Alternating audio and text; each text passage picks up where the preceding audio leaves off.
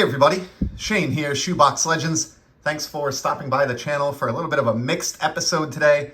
We're going to take a quick look at a care package from my buddy CW over at Cardwolf. And then I have a small stack here of stuff that I bought at a little hobby shop that I discovered by accident recently when coming home a different way from Massachusetts, and decided to stop in and check them out. So first on the Cardwolf front, I had threatened to take down CW's Cardwolf network using my Death Star card here that I had heard of thanks to CW. Wasn't really aware of those Star Wars collectible card game foil cards till I learned about them from CW. But I turned my Death Star on his satellites that operate his YouTube network and demanded that as ransom he send me some cards or I would take down the Cardwolf network, which I know would be very upsetting to his many viewers. So he obliged and he sent me this envelope. We kind of stood down, took our sights off of his Cardwolf satellites, and all is well now. And let's see what he sent along as a ransom. All right. And obviously kidding. These I'm expecting. He had a really great giveaway recently. So CW is one of the most generous people I know in the community, and he's included a note here. Shane, thanks for being such a great friend in the hobby. Enjoy the cards, CW. And he did a break recently where he looked at he broke open a 1987 Donruss opening day set and kind of went into the concept behind the set, which I was not fully aware of until watching his video. He went through every card in the release, and then, being his normal generous self, CW offered any of the cards up to anyone who wanted one. All you had to do is simply leave a comment indicating that you were interested in a particular card, and he would send it your way. So what a friendly guy. Obviously, you're not surprised by that if you know CW. And I had asked for, I believe, 2 cards, and it looks like he sent me 3 plus a bonus. So let's start with this one here. Jim Rice. Kind of a later career Jim Rice. So the way this set worked, as CW detailed in his video, Donruss took all of the opening day rosters from opening day on 1987, the starting lineups for all of those teams, and they produced a set that included those 9 players for each team, which would have been later on in the season, obviously, and released it as Donruss opening day. And it has these kind of, I don't know what you would describe this color as, a little bit brown border compared to the black border of the standard 87 Donruss. Here's one I requested, the great Julio Franco. Look at that smile. Look at that hair. This card is just awesome. I've mentioned many times that I have a small Julio Franco collection just because I admire the fact that he played baseball to such an advanced age. He may still be playing somewhere for all I know, but he lasted quite a while in the majors, so really happy to add that one to my little Franco PC. And then here's another one that I requested. We had a laugh about this one, CW and I. He knows that I like kind of team logo-based cards, and all the other teams in the set got a full card to themselves, but for some reason, Donruss crammed the Yankees and the Mets onto the same card, and they had to share real estate, which I'm sure, as CW mentioned in his video, I think that probably angered both Mets and Yankees fans. So I think I mentioned in the comments that this kind of reminded me of like the original Subway series card, thanks to Donruss. So I did ask for this one, and I guess I'm probably the only one that put a claim on that, and CW was kind enough to send that my way. And then last but not least, how about a bonus card? He has been known to sneak in amazing extras on many occasions, and once again did so here. Look at this, 1978 Topps Fergie Jenkins. And the timing here is great. Only just recently, I've been reading the Baseball 100 by Joe Posnanski. Awesome book.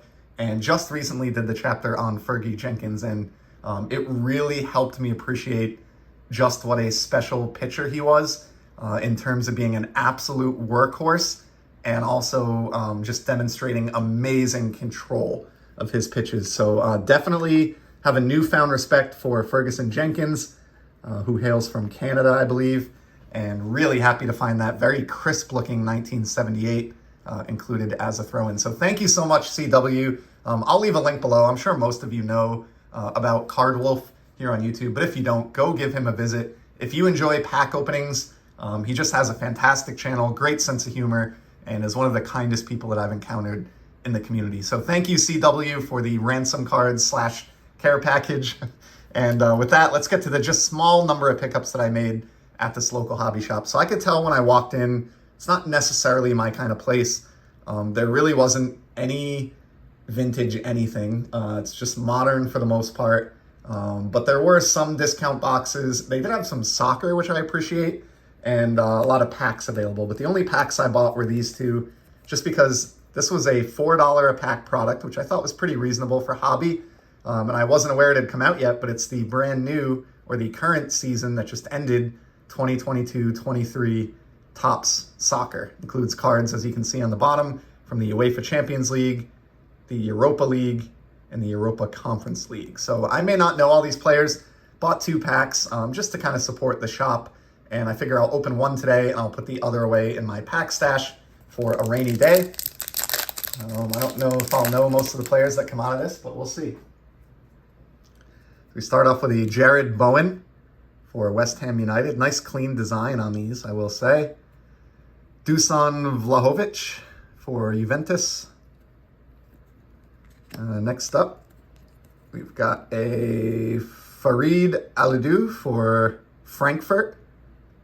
And that is a rookie card, it looks like. Sandro Tonali for AC Milan. We've got a Javi Simons. I do not recognize that team. Eindhoven. Not sure about them. Alejandro Garnacho from Manchester United. That's a rookie card as well. It's a pretty cool rookie from Man U there. Got a Francisco Conceição. I probably just butchered that, from Ajax.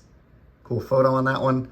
And then this one's cool. We have a throwback card here for the UEFA Champions League. How awesome is this? A Pepe for Porto, of course, from Portugal. That is fantastic. These are done in the style of 1959 Topps baseball.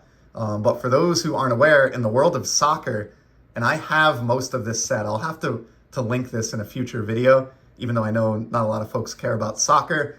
A company called A&BC Gum licensed or was able to use this design from Topps to create a set of English soccer cards in the late 50s. And they have this exact same look and feel.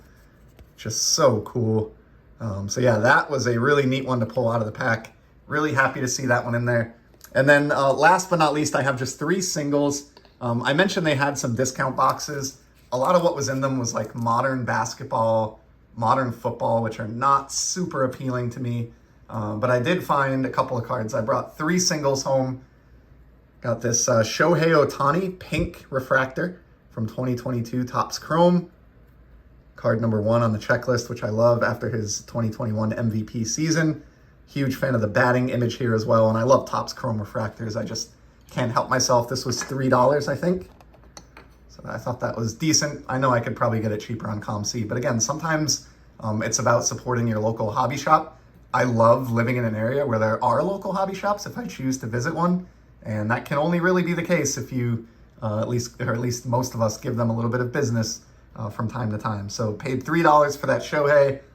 For $5, which I thought was a solid price, I got this Dave Winfield bat relic from Upper Deck. Legends of New York. Legendary Yankees bat card. Love Winfield. Of course, just a super talented multi-sport athlete. And thought it was kind of cool to get a game-used bat piece with the Yankees logo kind of emblazoned on it. And if you look at the back here, does say that this was a bat actually used in a major league game by Dave Winfield, that this piece came from, and it's from 2001. So this is the era of Upper Deck cards where I kind of put a little more stock in and kind of appreciate their game used relics a little bit more than I do some of the modern ones. So for $5, couldn't go wrong with that. And this last one is marked as 15, but I think I actually got it for 12. It's the from the Topps Tribute set, which I know is very popular. It's a Juan Marichal Milestone Materials relic. So it has some real nice shine to it here. I don't know if that's on the card or just on the case. Yeah, just on the case.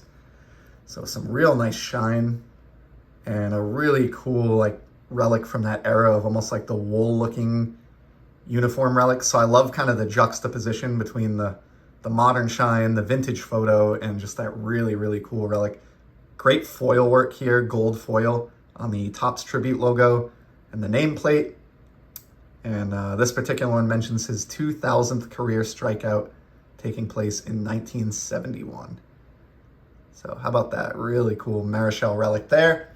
Relics, not something I typically go for, but I thought those two were unique enough, cheap enough, and quite honestly, that there wasn't a lot of other stuff in this shop that was particularly interesting to me. So that was the best way that I could support them. I think I spent around $25 to $30 total, because I did get some top loaders as well. But that's a wrap for today's video on my quick hobby stop shop and the very generous and awesome care package from CW over at Cardwolf. Thank you so much for stopping by. You know I'll be back very soon with some more cards. And until then, take care and enjoy the hobby, everybody. See ya.